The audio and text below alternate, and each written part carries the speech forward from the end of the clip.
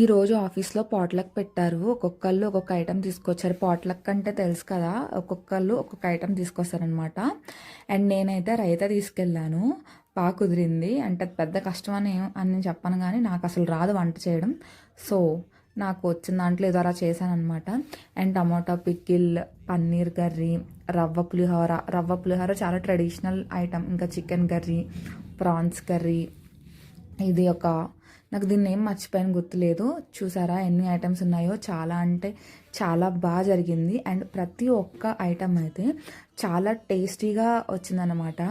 And లాస్ట్లో నేను వచ్చేసరికి నేను ఒక రీసెంట్ టైమ్స్లో ఫేమస్ అయిన ఒక రీల్ నేనే రైతా చేశాను కదా, సో కామెడీగా చేద్దాము, డిఫరెంట్ ఉంటుంది అని చెప్పేసి రీక్రియేట్ చేయడానికి ట్రై చేశాను.